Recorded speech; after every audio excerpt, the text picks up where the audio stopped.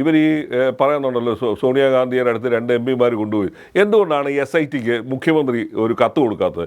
ഇവരെ കൂടെ ചോദ്യം ചെയ്യണം, സോണിയാഗാന്ധിയെ കൂടെ ചോദ്യം ചെയ്യണം, ഈ ഉണ്ണികൃഷ്ണൻ പോറ്റിയോട് പിന്നെ അവിടെ കൊണ്ടുപോയതാണ്, ഇവരെ കൂടെ ചോദ്യം ചെയ്യണം എന്നൊരാവശ്യം എന്താണ് മുഖ്യമന്ത്രി ഉന്നയിക്കാത്തത്? മുഖ്യമന്ത്രി ഈ കഥ പറയുന്നതല്ലാതെ മുഖ്യമന്ത്രിയുടെ കയ്യിലല്ലേ ആഭ്യന്തര വകുപ്പ് ഇരിക്കുന്നത്. ഇപ്പം രമേശ് ചെന്നിത്തല നമ്മൾ കണ്ടതല്ലേ, രമേശ് ചെന്നിത്തലയ്ക്ക് കിട്ടിയ ഒരു വിവരം വന്ന് SITക്ക് രേഖാമൂലം എഴുതി കൊടുക്കുന്നു, അതിൻ്റെ അടിസ്ഥാനത്തിൽ ചിലരെ വിളിക്കുന്നു, അതിൻ്റെ അടിസ്ഥാനത്തിലാണല്ലോ ഡി മണി എന്ന് പറയുന്ന ഒരുത്തനെ ഇപ്പോൾ കണ്ടെത്തിയിരിക്കുന്നത്. അപ്പം നിങ്ങളുടെ പക്കൽ വിവരങ്ങളുണ്ടെങ്കിൽ നിങ്ങൾ എന്തുകൊണ്ടാണ് പറയാൻ തയ്യാറാവുന്നത്? ഭരിക്കുന്ന പാർട്ടി ആരാണ്? CPM ആണ്. അതിൻ്റെ ആഭ്യന്തരമന്ത്രി ആരാണ്? പിണറായി വിജയനാണ്. അദ്ദേഹത്തിന് എന്തുകൊണ്ടാണ് സോണിയാഗാന്ധിക്കെതിരെ അന്വേഷണം വേണമെന്ന് പറഞ്ഞ് ഒരു കത്ത് കൊടുക്കാൻ എന്താ ഇത്ര മടിക്കുന്നത്? എന്തിനാ? അപ്പോൾ അത് പോറ്റിയെ കയറ്റി എന്നുള്ള പാട്ട് അവർ പാടിയിട്ട് കാര്യമില്ല. അവർക്ക് ഈ കാര്യത്തിനകത്ത് ആത്മാർത്ഥത ഉണ്ടെങ്കിൽ അതാണ് ചെയ്യേണ്ടത്. നിയമപ്രകാരം ചെയ്യേണ്ട ഏറ്റവും വലിയ കാര്യമാണ് സോണിയാഗാന്ധിക്കെതിരെ കൂടെ ഒരു അന്വേഷണം വേണം.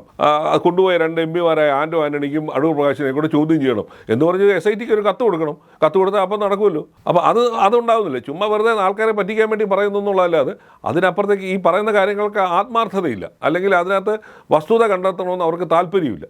അതാണ് സംഭവിക്കുന്നത്. ഇപ്പോൾ CPMൻ്റെ ഇപ്പം 3 പ്രധാനപ്പെട്ട നേതാക്കന്മാരകത്തായിട്ട് പോലും അവരെ തള്ളിപ്പറയാൻ, അതാണ് ഏറ്റവും പ്രധാനപ്പെട്ട ഒരു കാര്യം. എന്തുകൊണ്ടാണ് CPM ഈ 3 പ്രധാനപ്പെട്ട CPM നേതാക്കന്മാരെ അകത്തായിട്ടും ഇന്നുപോലും അവരുടെ പ്രവൃത്തിയോട് ഞങ്ങൾക്ക് യോജിപ്പില്ല, അവർ നടത്തിയ തട്ടിപ്പിന് ഞങ്ങൾ പാർട്ടിക്ക് ബാധ്യതയില്ല എന്ന് പറഞ്ഞിട്ടില്ല ഇപ്പോൾ പോലും.